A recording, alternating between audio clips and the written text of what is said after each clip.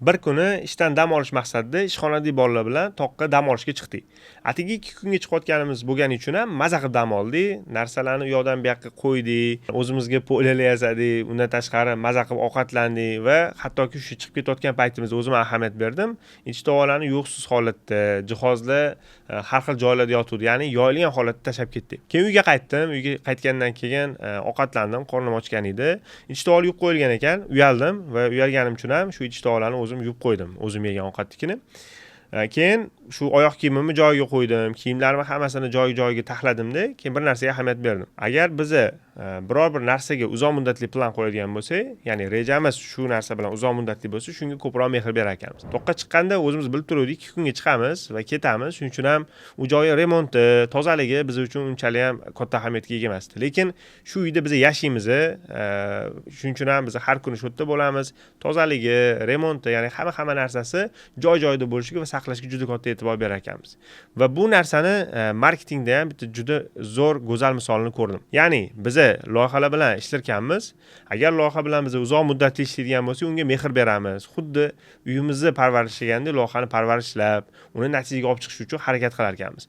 Agar loyiha 1-2 oy ishlab chiqib ketsa yoki doimiy bu narsa bo'lsa, xuddi tog'dagi maza qilib pulni olamiz, yeb ichamiz, qo'pol qilib etsa shu kayfi qilib, keyin loyiha chiqib ketaverar ekan. Ya'ni marketingda siz natija qilishingiz uchun ham, keyingi etapga o'tishingiz uchun ham nafaqat daromad, balki mutaxassis sifatida o'sishingiz uchun ham loyihalar bilan LTV juda ham muhim. LTV ni balki tushunasiz, balki tushunmaysiz, tushuntirib ketaman. LTV bu Customer Lifetime Value, ya'ni mijozni siz bilan ishlaydigan bir umrlik qiymat. Masalan, agar siz mijozdan deylik $1000 oyga oladigan bo'lsangiz, u siz bilan 10 oy ishlasa, mijozni LTVsi $10,000 bo'ladi. Qancha LTV baland bo'lsa, bu sizga stabil daromad va natija qilish uchun eng zo'r imkoniyat. Chunki loyihani o'rganish, unga moslashish va unga natija qilishingiz uchun ham kamida 3 oydan 6 oygacha vaqtingiz ketadi. Endi hamma narsa joy-joyiga tushgandan keyin uzoq muddatda ishlab ketasiz. Biz foyda marketing agentligimiz bilan loyihalarimizda hozirgi paytda LTVimiz kamida 9 oy plus va bu ortib boryapti.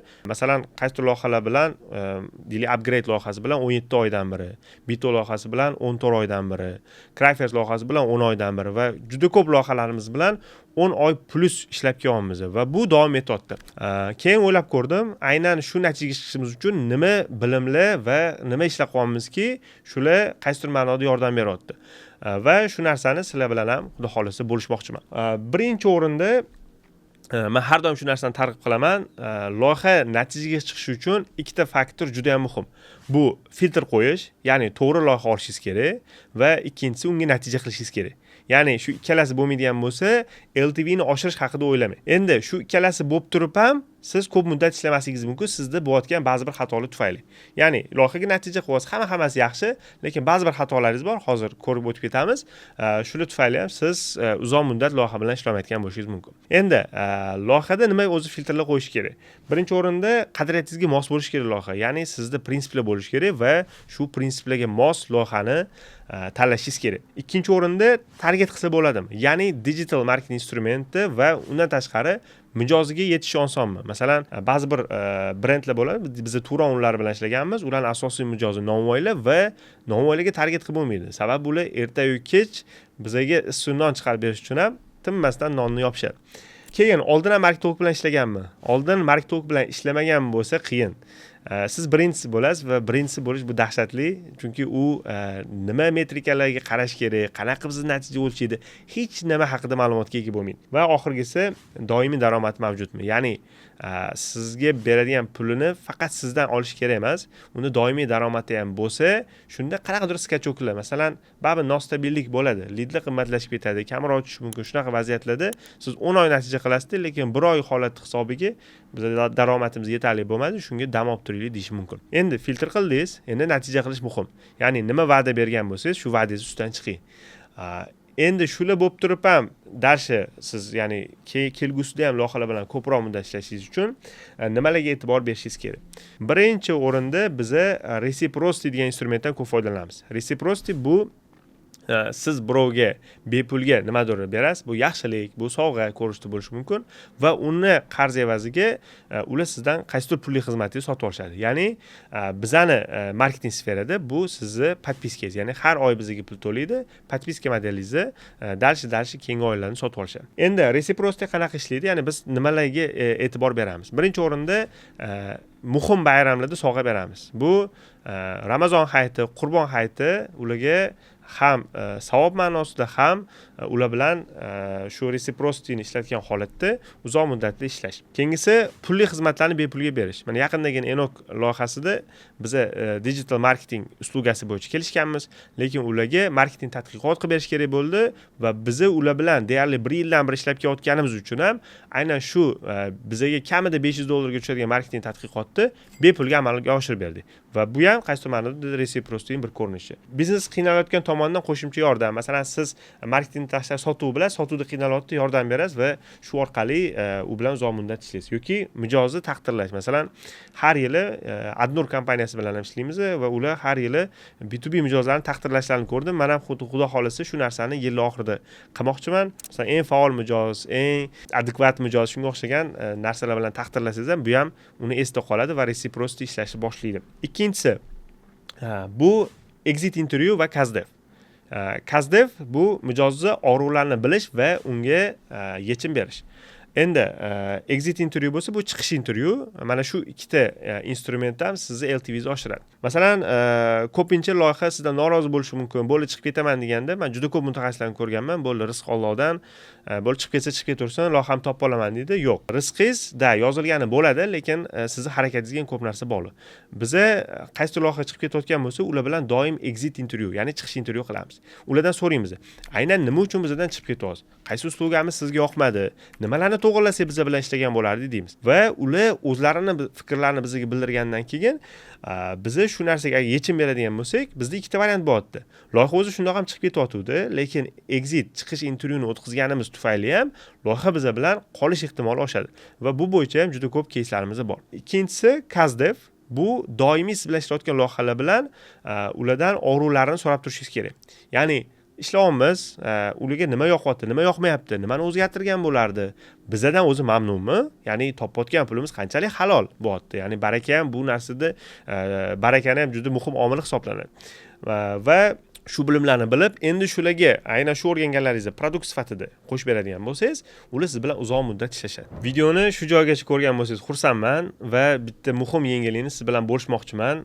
Biza 2025-yilgi birinchi performance marketing bo'yicha shaxsiy mentorlik kursimizni yaqin kunlarda boshlayapmiz.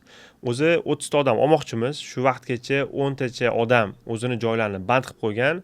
Kursimizni performance marketing bo'yicha bo'ladi. Ya'ni agar siz loyihada natija qilishga qiynalayotgan bo'lsangiz, loyiha topishga qiynalayotgan bo'lsangiz, marketingdagi aniq etaplarni bilmasangiz va oxirgi 2025-yilda ishlatilayotgan instrumentlarni o'rganmoqchi bo'lsangiz va eng muhimi jamoani boshqarish, agentlik biznesini ochish bo'yicha tajribaga ega bo'lmoqchi bo'lsangiz, xudo xolisa ushbu kurs siz uchun. Shu kungacha 70 dan oshiq shogirdlarni natijaga chiqardik. Agar sizga ham shu mentorlik, shogirdlik dasturimiz qiziq bo'ladigan bo'lsa, pastda va tepada havola qoldirib ketamiz. Xudo xohlasa, shaxsan o'zim aloqaga chiqaman.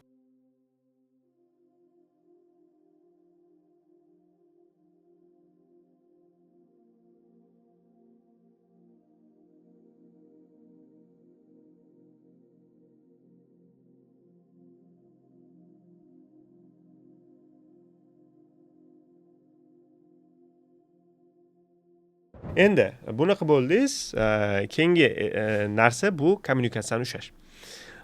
Juda ko'p mutaxassislarda biz o'zimiz ham даже outsource agensiyalar bilan ishlaymiz, targetologlar bilan ishlaymiz. Undan tashqari ham kontekstologlar, SEO optimizatsiyachilar va ularda ham mana agentlik-ku, o'zimiz ham ko'rib turibmiz, agentlik biznesida, bozorda, mutaxassislarda kommunikatsiya ushlash bilan juda katta muammo bor. Ya'ni biror bir savollar yozadi, ertasiga javob berishadi yoki yo'q bo'lib qolishadi. Qaysidir momentda polniy offline bo'lishadi va bu sizni juda ham jahlingizni chiqaraveradi. Masalan, mijoz sizdan norozi, sizga yozyapti, javob bermayapsiz, uni norozi 2-3 baravarlikgacha noroziligi oshib ketaveradi. Sababi muammosi hal bo'lmayapti. Kichik muammo katta muammoga aylanadi va oxiri shu emotsiyada masalan bo'ldi ishlamaymiz, ish to'xtatamiz deyish ham mumkin. Biz agentligimizda kommunikatsiyaga juda ham katta e'tibor beramiz va bizada SMM menejer, marketingdan tashqari loyihalarga project manager, ya'ni loyiha menejer biriktiramiz. Loyiha menejerining asosiy vazifasi kommunikatsiyani ushlash va kommunikatsiya nafaqat mijoz bilan, mijoz biznes va biznesdagi xodimlar bilan. Masalan, dizaynerga qanaqadir zadacha berish, targetologga zadacha berish, ya'ni umumiy kommunikatsiyani bizda loyiha menejeri ushlab turadi. Keyingisi uxlashga yo'l qo'ymaslik. Bu ajoyib eshitilishi mumkin. Ya'ni siz mijoz bilan ishlayapsiz va mijoz mana shu sferadagilar biladi, boshida juda aktiv bo'ladi. Davay deydi, bunaqa qilaylik, feedback beradi, yozishadi, boshqa qiladi va o'sha paytda ko'pchilik norozi bo'ladi qaytanga, mijoz qiyordi, har bitta narsaga yozadi, fikrini bildiradi. Siz bu narsadan xursand bo'ling. Mijoz aktiv. Endi mijoz passivlashishni boshlaydi. Mana hozir 5-6 oydan beri loyihalar bilan ishlayotgan bo'lsanglar, mijoz boshida aktiv bo'ladi, keyin indamaydi yoki ozgina bir ikkita feedback berish boshlaydi, oxirida ha bo'ldi, xo'p, qo'ymanglar deydi, keyin oxiri yovib ketadi. Ya'ni uxlab qolishni boshladi degani sizdan mijoz chiqib ketadi degani. Endi siz uni doimiy uyg'otish uchun har bitta jarayonga feedback olishingiz kerak. Masalan, mana nimadir ishlar qildingiz, shunga qanaqa fikrdasiz? Javob yozmadim, yana bitta belgilang. Javob yozmadimmi, telefon qiling, fikrini so'rang, ular bilan uchrashuv o'tkazing. Ya'ni mijoz uxlab qolishga yo'l qo'ymang. Mijoz uxladimi, bu degani loyiha sizdan chiqib ketadi degani. Hisobot guruhini tashkil qilib qo'ying. Ya'ni har bitta qilayotgan ishingizni mijoz ko'rib tursin, qanaqa natijaga erishyapsiz, kichik natijalar, katta natijalar hammasini mijoz ko'rib turishi kerak. Keyingi instrumentimiz kutuvlarni yangilash. Masalan, tasavvur qiling, siz iPhone oldingiz. iPhone'ni maza xursand bo'lasiz birinchi olgan kuningiz va shu xursandchilik qanchaga yetadi? Endi mijozdan tasavvur qiling, siz bilan ishlayapti, prям yoryapsiz, natijalar zo'r, lekin xursandchiligi men sizga aytaman 1 oy 2 oyga yetadi va bu narsa unga oddiy holatga kelib qoladi. Masalan, past daromad paytingizni eslang, masalan, lavash yeyishni ham orzu bo'lgan paytingiz bo'lgan. Men o'zimda ham bo'lgan, maza qilganman lavash yegan payt. Lekin har kun lavash yeyish uje me'damni to'ydirib qo'ydi. Nima, lavash o'zgardimi? Yo'q, men o'zgardim. Xuddi shunaqa mijoz ham o'zgaradi, mijozni ham kutuvlari o'zgaradi. Masalan, hozir qanaqadir yengilliklar qilyapsiz, natija qilyapsiz, shuni xuddi shu natijani 1 yil davomida qilmoqchi bo'lsangiz, mijoz sizdan 3-4 oydan keyin chiqib ketadi, sababi u yengillik ko'rmayapti. Shuning uchun ham biz doim kutuvlarni yengillaymiz, akt degan narsa bilan ishlaymiz. Har oy qanaqa plan qilamiz, nima ishlar bajaramiz va har oy nimadir yengillik qo'shishga harakat qilamiz. Hatto bitta bo'lsa ham. Va bu, bular ishlayapti, ustida ishlayapti, yengillik qilyapti, doim bitta joyda to'xtab qolmayapti degan narsa ularning mindsetda paydo bo'ladi va yengillik qilishga harakat qilish ham sizni rezultatlaringizni oshirib oladi. Eng oxirgisi va muhimi bu moslashuvchanlik. Bir xil bo'ladi, biz mana uslugani beryapmiz, biz bu narsada qat'iy turishimiz kerak degan narsani olishadi. Lekin agar siz mijozga moslashmaydigan bo'lsangiz, siz boshda noto'g'ri produkt berib qo'ygan bo'lishingiz mumkin. Mijoz sizdan menga faqat подписчик bilan prosmotr muhim, menga sotuv kerak emas degan bo'lishi mumkin. Lekin bundoq kiryapsiz, sotuvni to'g'rilamasa bo'lmaydi. Sababi doimiy sotuv bo'lib tursagina sizga u pul bera oladi. Endi siz sotuv qo'shishingiz kerak. Lekin siz yo'q, biz bunga kelishmaganmiz deydigan bo'lsangiz ham, bo'ldi, loyiha siz bilan chiqib ketadi. Undan ko'ra moslashib cheklarni to'g'rilang. Masalan, keling, sizga sotuv qo'shib beramiz. Biz sizga hamma etapni kontrol qilib beramiz va menga masalan $500 ko'proq bering. Yoki teskarisi bo'lishi mumkin. Siz katta kutuvlar qo'ygansiz, kiryapsiz, u natijani qila olmayapsiz. Ya'ni masalan $3000-$4000 ga sotgansizda, qilayotgan ishingiz $2000. Ya'ni SMM dan boshqa narsa qila olmayapsiz. Borish kerak, gaplashish kerak edi, moslashib, shu chekka tushirib 2000 ga qaytib sotib kelish kerak. Ya'ni qiymat bilan narx bir-biriga teng bo'lgandagina siz bilan mijoz ko'proq ishlashni boshlaydi. Ya'ni nimalarga muhim moslashuvchanlikda? Tajribali jamoa. Ya'ni jamoa ham moslashuvchan bo'lish kerak. Masalan, qanaqadir edit berildimi, to'g'rilanish kerak. Mijozni bu feedbacki va bunga tez javob berish kerak bo'ladi. Keyin meta skilllar, ya'ni o'zingizda ham va umumiy jamoangizda ham meta skill, ya'ni qo'shimcha skill, ko'nikmalar bo'lish kerak. Bu nafaqat marketing bilish, masalan, kommunikatsiya qilishni bilish kerak. Yana masalan mijozga qanaqadir og'riqlarga qo'shimcha yechim berishni bilish kerak. Keyin stressga chidamli bo'lish kerak. Ya'ni ozgina narsaga xafa bo'lsa jamoangizning xodimlar, ozgina narsaga stressga tushib qolsa ham, bu ham sizga ham mijozingizga ham ta'sir qiladi va mijoz sizdan chiqib ketish ehtimoli bor. Va eng muhimlardan biri turli muammolarga yechim qila olishingiz kerak. Ya'ni qaysidir muammo tufayli to'xtab qoladigan bo'lsangiz, deylik, mana sotuv bo'limi ishlash kerak, siz lidobga olasiz. Xodim olish olmayapti, muammo.